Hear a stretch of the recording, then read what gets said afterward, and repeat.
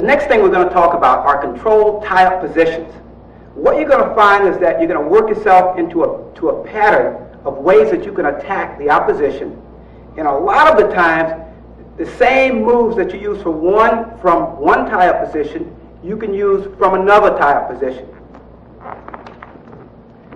The first tie-up we're going to talk about, and again, these are controlled tie-up positions, is a basic inside control tie.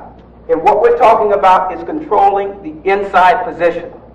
You're going to find that in most cases, when you're wrestling someone and you're trying to get the best position, you want to be controlling the inside. So this is the first basic control tie, inside. You're on the inside, the opposition's on the outside. In some cases, it's good to have your thumbs inside here so that you can block his shoulder off so that he can't shoot through your inside tie. For instance, if this thumb is moved from here to here, now Rich has a chance to shoot through my block and possibly get in on a takedown. Okay, so again, inside control, inside tie. From this position, there are lots of different takedowns that you can shoot, which we'll get into a little bit later on. The second control tie position is your underhook. What we're doing from this position is controlling underneath his armpit. The way that you control this underhook depends on what type of technique you're looking to shoot. For instance, if we're going to shoot a high crotch, we may want to get the head to this side and control this underhook right at the shoulder, so that from here we can lift it up and shoot in on the high crotch takedown. Okay, if you're looking for an ankle pick, you may not want to have this thing as tight, because on an ankle pick, what you do is move away from the opposition and pull him into a position so that you can ankle pick him and take him down. Key things on your underhook. We definitely want to control the shoulder. On some underhooks, you'll find that you'll have your own shoulder lifted high so that this will raise his arm up. For the most part, you want to keep your head on the same side that you're controlling the underhook on. This will block his head out and also give you a chance to attack this side of his body.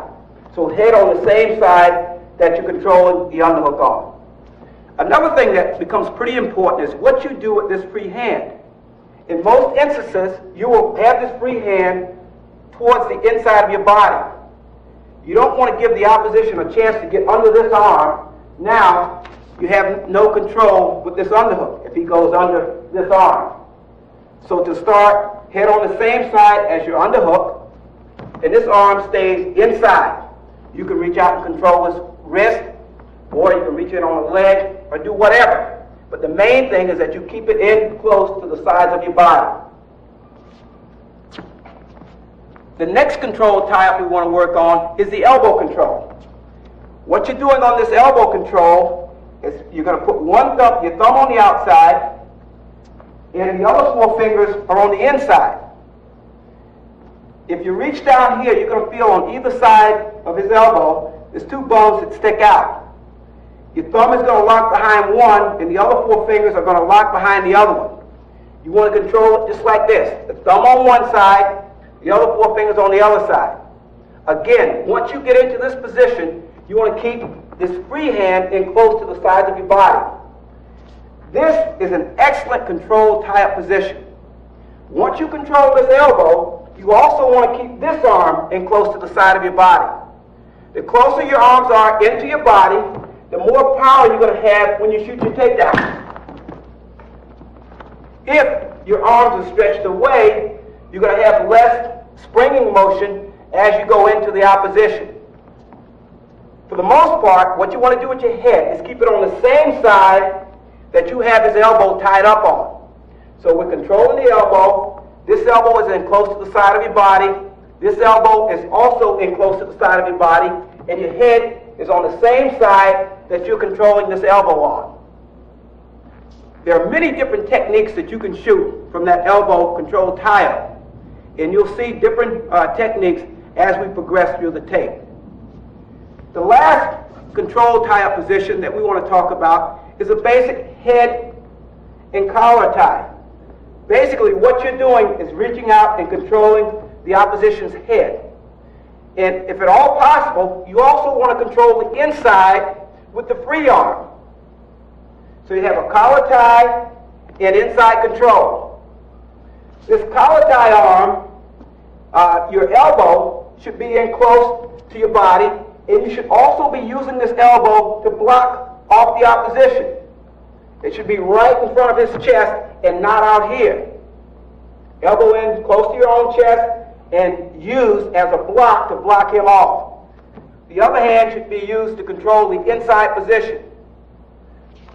This is one tie-up that I do not like to see wrestlers get into and stay in there for any long period of time. What you want to do with this tie-up is get into it and use it as a setup.